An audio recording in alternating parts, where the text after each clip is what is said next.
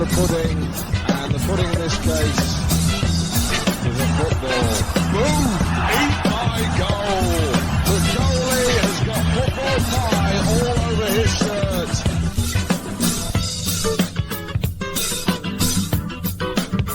Welcome to this episode of the Down the Pub podcast.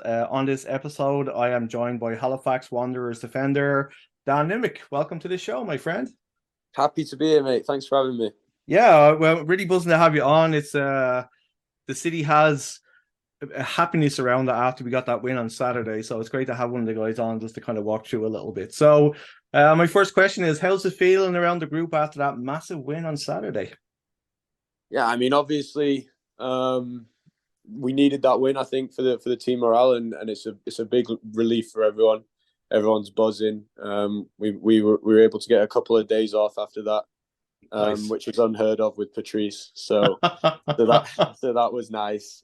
Just able to relax a bit, and yeah, I think it's a big relief off everyone's shoulders. So hopefully we can improve on that now and really build off it. Is it true that Matt Fegan was seen crying after the game? I'm not sure if there were tears, but he was definitely happy. You'll have to ask him about that. So we started off the game with it was a kind of the complete opposite of the York game. It was like a very high press from the start. There was a lot of energy. We kind of suffocated Valour at the back. Was that like the game plan from Patrice starting out, or did you just naturally kind of build into that? Yeah, I think we wanted to be a bit more aggressive. In previous games, we've had a bit of a line of confrontation. We kept that here, but I think with Thiago up there, he's always going to bring so much energy, and he's able to press like that for a lot of the game, and along with Callum as well, bringing energy. So I think having those guys in there really helped that a lot. But yeah, I mean, after that York game, it was a wake up call for everyone, I think, and I mean, we couldn't come out in front of the fans again and put on a performance like that. So I think everyone was ready to go and getting after it from the first whistle. Yeah, as you mentioned, like Callum rightly got the plaudits, but like Thiago he had like such a great game. So how important is it having a striker that will run himself into the ground like that? I mean, like he created a second goal from coming into the side on the player and stuff like that. How important is the team having a guy like that? Yeah, I mean, I think Thiago will tell you he knows what kind of player he is, and that's exactly what he's going to bring every time he plays, is that energy.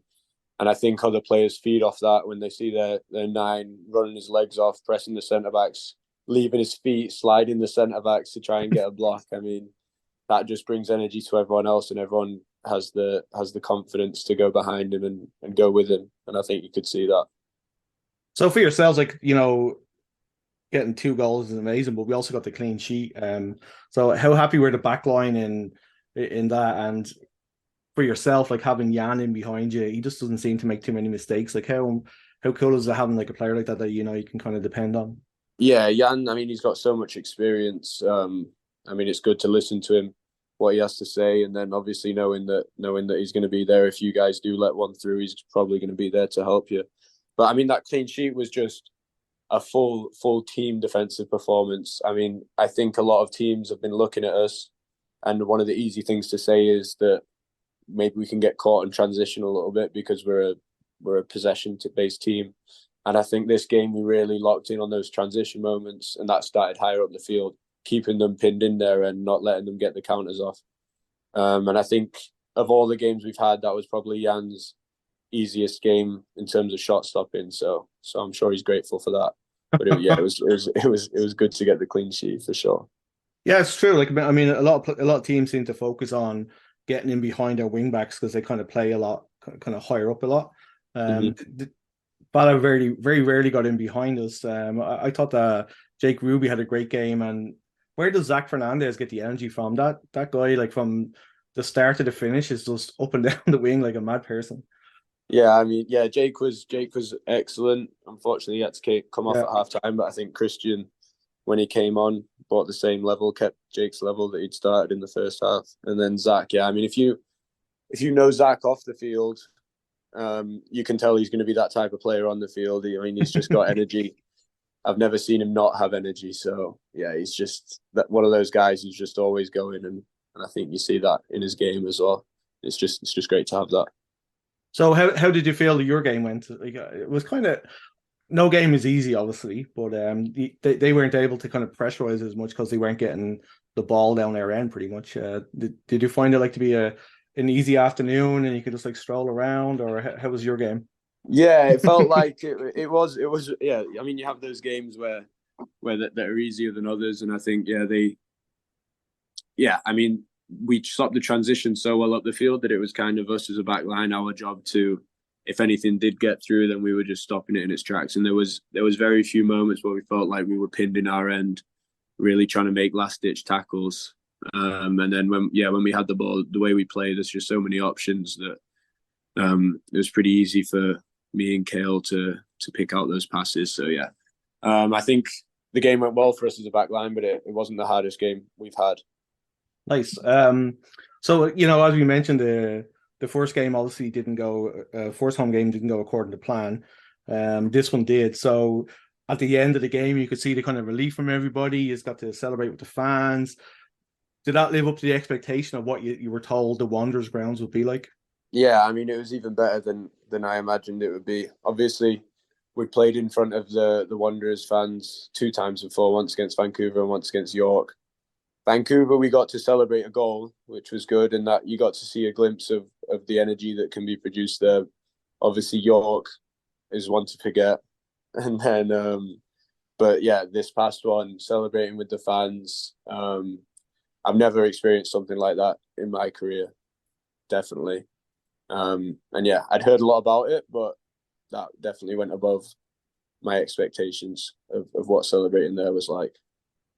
Yeah, I mean, like at the end, like I saw you all mingling in with the fans. You had like the blue smoke and all that kind of stuff. It just looked like a blast down there. So it was amazing, unreal. So were you kind of like thinking to yourself, I don't want this to end, or were you like, the Champions League started like 5 minutes ago, I need to get the hell out of here?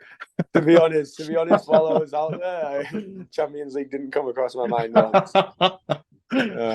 Even when we got back into the locker room and we continued the celebrations, I didn't think about it. And then Riley Ferrazzo, he's a big Inter fan, and he was there with it on his phone, watching it in the locker room, and I was like, oh yeah, Champions League again. So I was like, I should probably get a shower and get down to the pint as soon as possible. So just for yourself, like, so obviously new manager for you this year, new systems and stuff like that. So what qualities does Patrice expect from a centre back in the system that he's set up? I mean, obviously Patrice wants to play a possession style of football. So as a centre back, you need to be good with your feet. You need to be able to make certain passes that I wasn't used to making back in my college career, especially. And being able to find that split into the midfield, maybe stretch the line with the diagonal. So, I mean, that's the number one thing I think that he looks for in a centre-back. And then obviously being able to read the game and cut out transition and be comfortable, I think, in getting caught in 1v1 situations, because the style we play, that's going to happen on transition. So I think, yeah, being able to defend 1v1 but more importantly, the passing range is really important for Patrice and the style he wants to play. So have you found that's a part of your game that you didn't really focus on before, and you're actually realizing that you're really good at it, or is it something that you have to keep practicing in training as you go along? Yeah, I mean, if you look at my college team and the way we played, it was pretty much the polar opposite of what we play here at Halifax. It's we had 3 6'4" forwards, just kick it up to them and let them try to win the ball. So my hip felt like it was going to fall off after every game in college because I just kicked the ball as far as I could. So obviously here it's a little different because you got to we want to build possession and break lines and keep the ball on the ground. And I think, yeah, that's something that really came along. It's always been a part of my game that I think has been a strength, is my passing range. I used to play midfield a little bit. But yeah, I think that's something that's definitely the different types of passes, the splits into the 10s, finding the winger, that type of thing. I think has really come on in my game, yeah. So is that something that Patrice allows you to do? Do you have a certain freedom with the passes you can make, or are you expected to kind of make a certain type of pass? Because as you mentioned, when you do a diagonal, like they're usually pretty bang on. Like you're actually really good at diagonal passes. But I'm not trying to big you up here or anything like that. But like, is that like something that Patrice allows you to do, or does he be like going, if I see you kick one more diagonal pass, I'm going to kick it in the balls? No. Patrice doesn't mind the long ones. So, in the week leading up to a game, we'll work on like patterns of play and everything, as I think most teams do.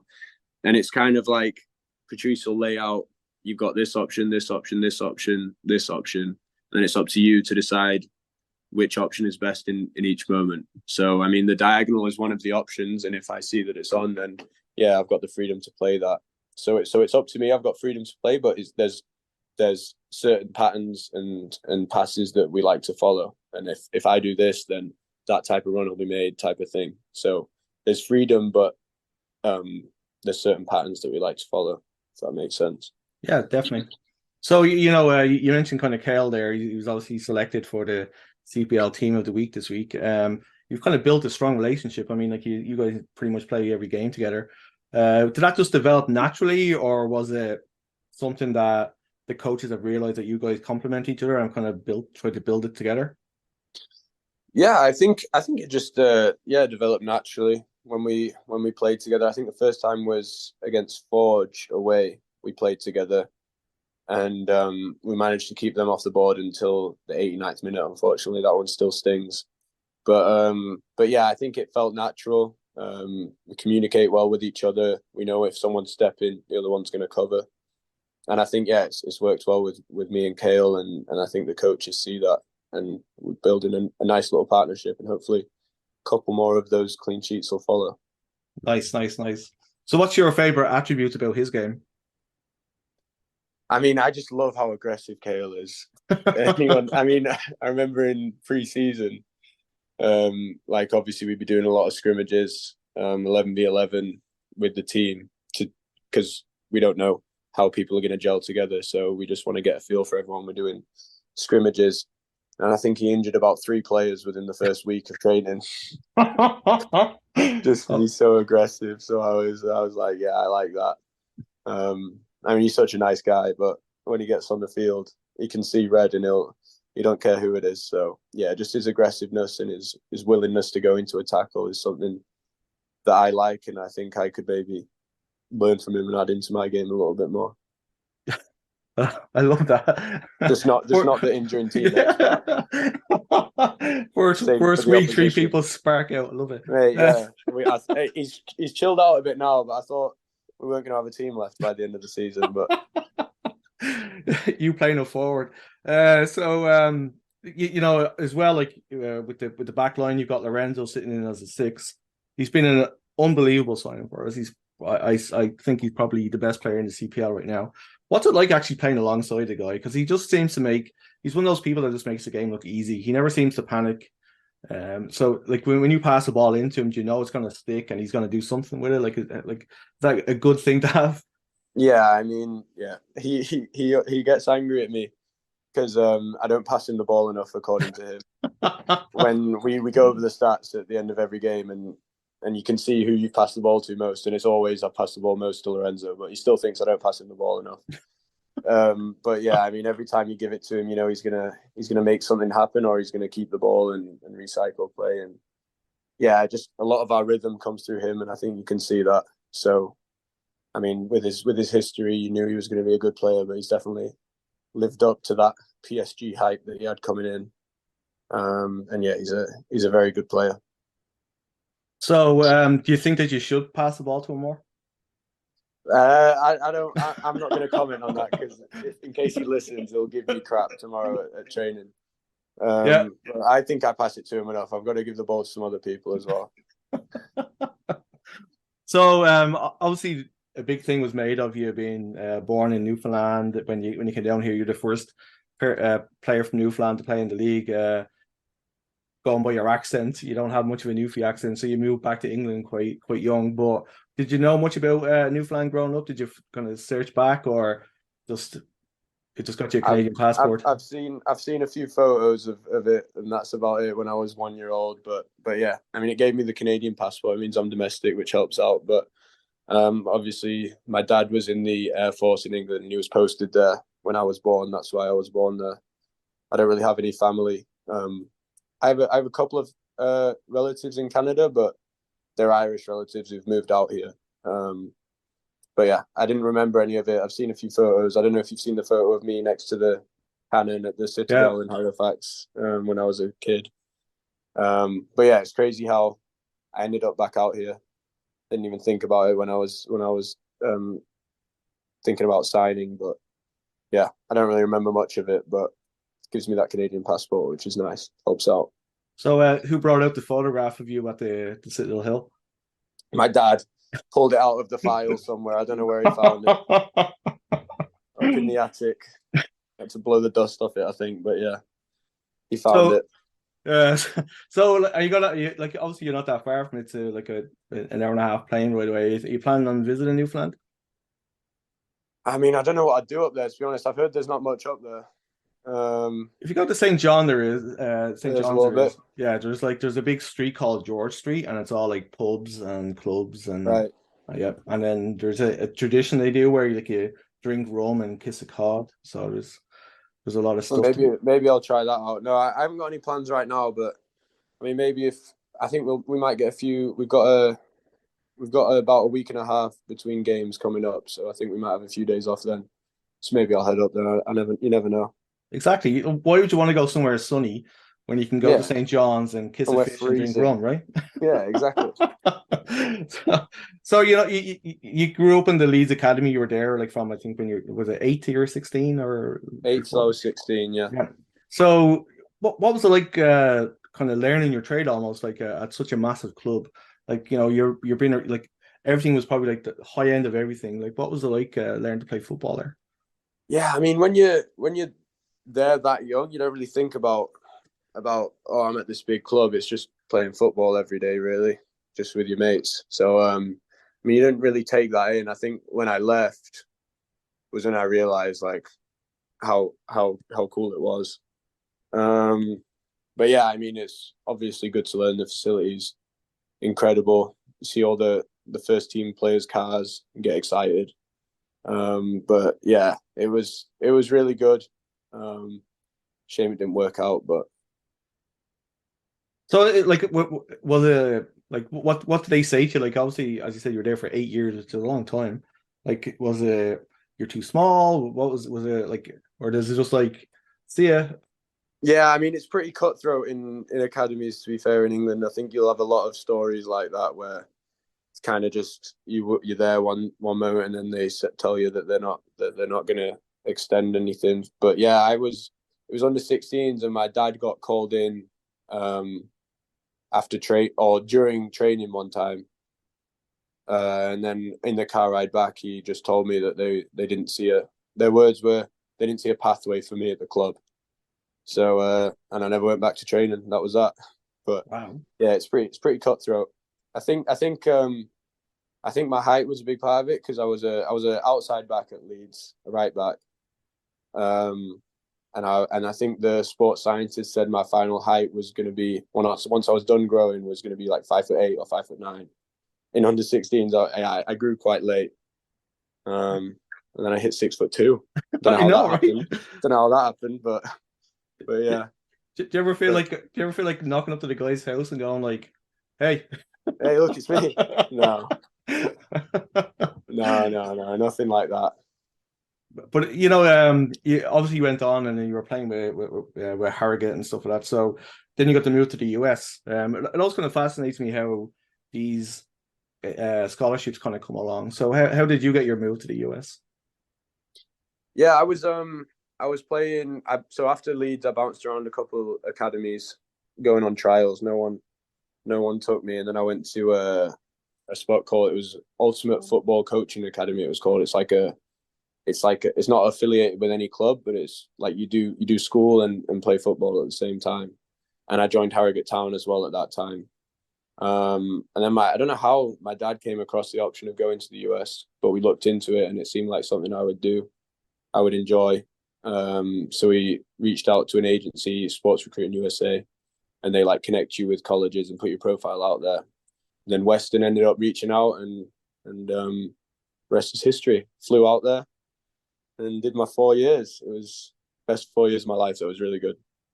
So it's just so funny how like little opportunity that will just pop up, and I know. and it's probably worked out better for you than had you stayed at Leeds, and you probably just would have disappeared into non-league football somewhere. So you got an Exactly, education yeah. out of it, and you get to play football in Halifax. So Yeah, that's the benefit of it, isn't it? You come out of there with a degree at the end of it, so there's something to fall back on, which is a positive. So as you mentioned, you played in midfield for like a little bit in college, and then you switched to defense. Why was your position changed, and how did the skill sets kind of differ? Yeah, well, so I went out at Harrogate Town. I was a centre back, and I went out to the US as a centre back. I put on my profile that I could also play holding mid, and then I got out there, and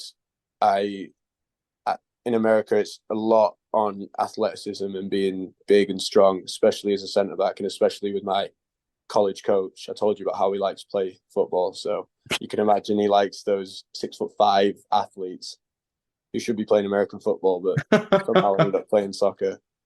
So he got there. I got there. He saw me, and he was like, "Yeah, you're not a centre back. Put me in centre mid."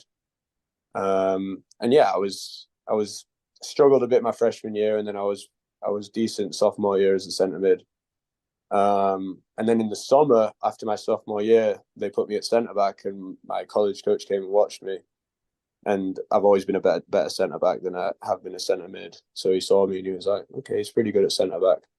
And then we got into my junior season, and our centre back got injured, so he moved me back there, and then didn't take me out. And then my senior year, I had a good year at centre back, and ended up in Canada. Amazing. So you were selected in the MLS draft by Vancouver. So what does that actually mean? Like do they obviously they pick your name out and I'm sure you get excited about it, but like what happens in the days after? Like do they ask you to come in and do trials, or what kind of way does it work out? Yeah, the draft. So it depends really on the club and what they want to do with their draft picks. It's all up to the club really. So they drafted me that night in the second round.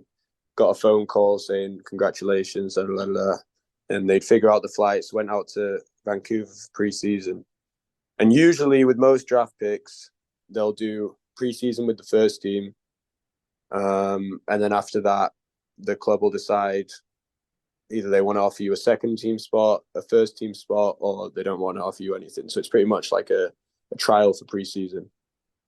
With me, unfortunately, they drafted me, and then I showed up there, and then they were doing their preseason in Spain with the first team. And the day before they left, they told me they weren't going to take me to Spain, and they were just going to put me straight with the second team. And most of the second team hadn't even arrived yet, so there's like 7 of us just doing running while they were all in Spain, and I was in rainy Vancouver. That's a piss take. So yeah, so I did preseason with the second team. Didn't even get to train with the first team once, unfortunately. And they offered me a second team deal, but I was like, after not being able to get a look with the first team, I decided that something else would be a better fit. And honestly, I'm really happy with my decision to come to Halifax. We all are, man. We all are. It's like honestly, like it's you're a hell of a player. So like the big news from last week, apart from our win and all that kind of stuff, was obviously the return of Joao Morelli to the team, which has surprised everybody because he's just had a kid and he's obviously hurt himself, and nobody thought we'd ever see him again, and now he's back. So, what was the feeling around the team when the news broke, and are you looking forward to playing alongside him? Yeah, obviously, when you hear the news that you're going to get Player of the Year back, Golden Boot winner in the CPL back, it's always going to be good news, especially when one of the big problems for us so far has been actually scoring those goals. We've been getting in those spots, but just haven't been able to put that final touch on it. So obviously having him back is good. I'm actually right now, we keep getting mail to our apartment with Joao Morelli's name on it because we're in his old apartment. So I'm hoping I don't get kicked out. But I think they'll find him a new spot, hopefully, fingers crossed, so I can keep this apartment. But yeah, no, the guys are buzzing to have him back. Obviously, hopefully he can get a few goals. He's a huge diva, so if I know him, he'll want our apartment back just out of spite. Yeah, I know. I'm joking. I'm joking. From what I've heard, if he wants the apartment back, I don't think there's much I can do. I think the club will give him what he wants, which is fair with his pedigree and what he's done. I think that's fair enough. So my last question to you is: you're going to play in a 5-a-side tournament. From the players you've played with, who makes your team? Wow. Okay. This is a good question. I know you said you asked this to Callum, so I probably should have been thinking about it. But yeah. Goalkeeper, I'd have to go with my college goalkeeper for my senior year, Hunter Morse. He got drafted by FC Cincinnati. He led the country in save percentage and clean sheets, everything. So he has to go in there. So Hunter. I'm putting myself in it. If you want to. I mean, why not? Hey, yeah. I'll go me at centre back. What should we play? Diamond? Yeah, me at centre back. Have to go Lorenzo in midfield. My 9 would be. See, I'm not going to put any Leeds guys in there because I played with them when we were younger.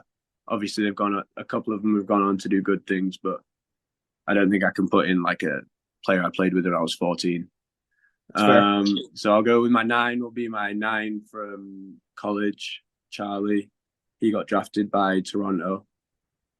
And then the other midfielder. I mean, Zach and Mass have both been really good this season. So I'd probably have to go with one of those two. I can't decide between the two. I think if I go with Mass, Zach will probably have a go at me. I think if I go with Zach, Mass will be more understanding. And he's just unfortunately when you're a coach, you have to make these tough decisions. So I'm not going to let you weasel your way out of this. Well, how about because I'm on the right side and Zach's on the right side, I'll go with Zach. Okay, just to make him happy. Yeah. Okay. Massimo, I'm really sorry that he doesn't rate you. Yeah, Mass, you're just not good enough, mate. Sorry. So I just want to recap your team for me, man. I'd really appreciate it. Yeah, so Hunter from college in goal, me at the back, Lorenzo in midfield with Zach making those darting runs on the other side for Lorenzo to find, and then Charlie from college up top, finisher, scoring goals. That's a pretty solid team, my friend. So I really appreciate you hanging out. It's been great to kind of get to know you a little bit, relive last weekend's festivities. How are you feeling about this weekend coming up? Yeah, Cavalry obviously tied last time. Felt unlucky with that late penalty call, but I mean, they had a good amount of chances in the first half to score a couple of goals, and we scored a freak flash 2 goals. So I mean, hopefully we have a bit of a better performance and can build off this past weekend. If we start the way we started against Valour, I think we're going to be okay. I think so too. Yeah, I think we'll come in flying. Hopefully. Amazing. Thanks, Dan, for hanging out. Really appreciate it. Come on, you Wanderers. Yes, sir. Go Wanderers. Thank you. Cheers. Bye.